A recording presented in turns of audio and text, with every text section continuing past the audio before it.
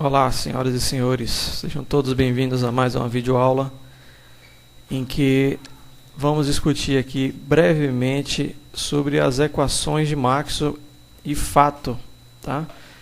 Na aula anterior a gente falou sobre a contribuição de Maxwell na lei de Ampère, que de fato foi a contribuição dele, e nessa videoaula eu vou apresentar a vocês as 4 equações de Maxwell, que já na verdade já é bem conhecida por vocês porque já foram trabalhadas em Física 3. Muito bem. Na forma integral e aplicada ao vácuo, as equações de Maxwell são 4. Nós temos a lei de Gauss, que diz que a integral de linha, né, do campo elétrico ao redor de uma área, isso aqui é o fluxo, né? Fluxo de um campo elétrico em torno de uma superfície fechada, é isso que quer dizer essa integral, né? Essa é a integral fechada, porque tem esse círculozinho, e esse A é a área. Então, esse aqui dá o fluxo. O fluxo do campo elétrico sobre uma área fechada, uma superfície fechada, é igual à carga que está dentro dessa superfície, dividido pela constante elétrica. Essa lei de Gauss ela permite calcular o campo elétrico de uma carga ou uma distribuição de cargas, né?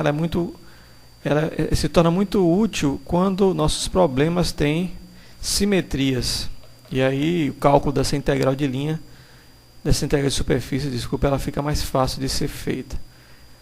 A lei de Gauss para o magnetismo, que é o mesmo, é um raciocínio muito semelhante, né?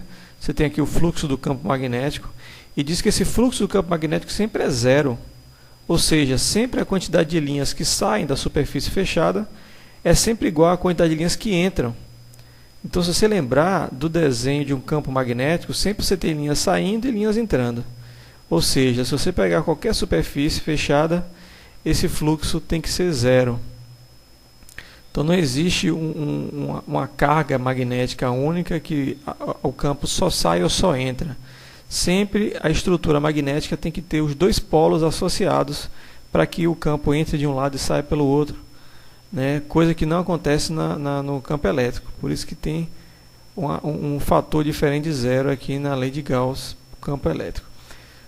Aí nós temos a lei da indução de Faraday, que ela diz que é possível calcular a contribuição de um campo elétrico sobre uma linha fechada, dada pela variação temporal de um campo, de um fluxo magnético. Então esse aqui é o φB. É um fluxo magnético, ou seja, é a quantidade de campo magnético que atravessa uma superfície.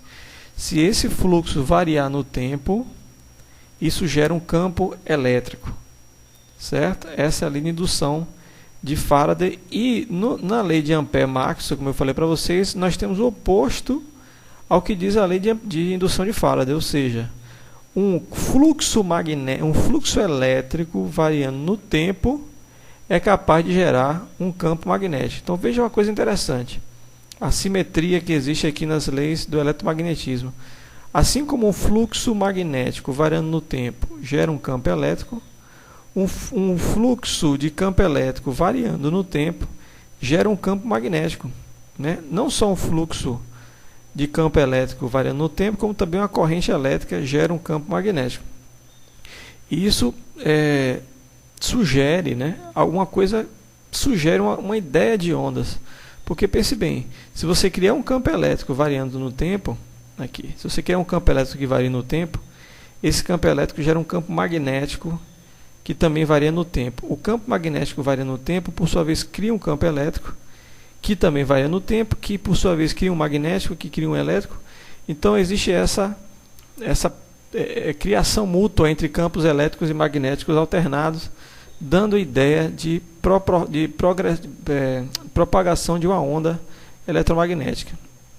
Então, de fato, né, a variação do campo elétrico resulta em um campo magnético e vice-versa, como eu falei para vocês agora.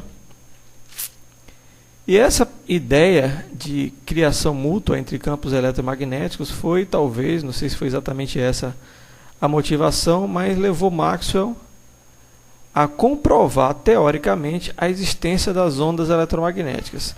Esse cálculo, gente, não está no módulo, nem está no livro do Halliday. Eu conheço esse cálculo que o Maxwell fez, eu conheço ele nas equações de Maxwell na forma diferencial. Por isso que eu não coloquei aqui, porque exige conhecimento de divergente rotacional, não sei, né, se vocês viram isso em cálculo, mas eu posso até fazer esse cálculo se vocês quiserem.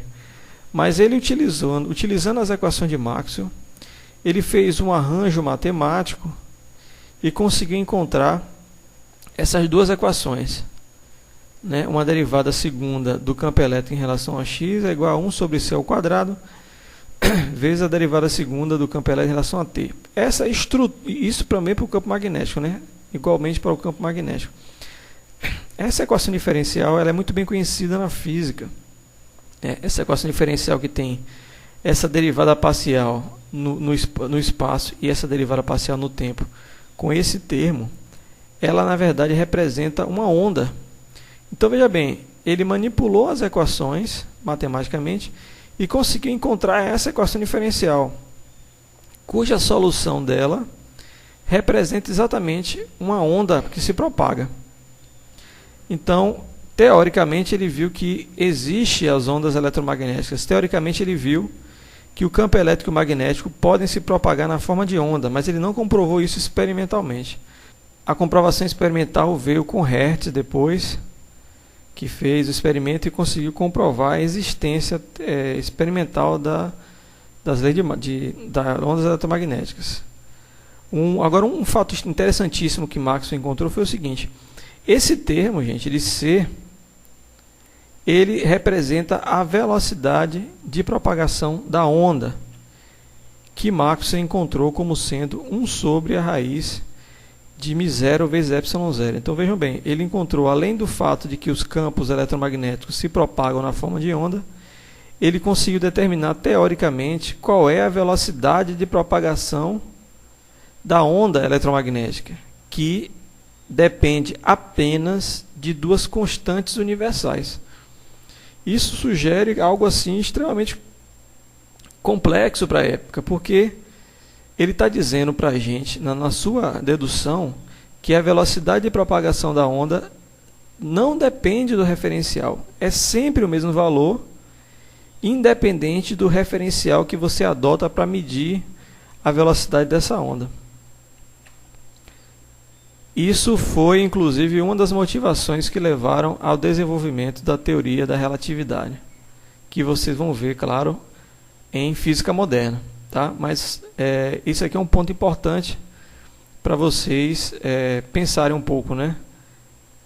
Porque Maxwell ele conseguiu chegar nessa equação, mas até então não se acreditava muito nela, porque ela é muito improvável do ponto de vista clássico. Como é que se mede uma coisa independente do referencial? O valor da velocidade é sempre o mesmo, né? Então, realmente, só com a relatividade que foi possível explicar melhor essa teoria aqui, né? Mas, de fato, o que a gente pode mostrar aqui com essa breve videoaula é que Maxwell foi o cara que juntou essas equações todas do eletromagnetismo e conseguiu comprovar experimentalmente que as ondas eletromagnéticas, se elas existem, que o campo elétrico e magnético podem se propagar na forma de onda. Tá? Então era isso que eu queria mostrar e até a próxima videoaula. Fui!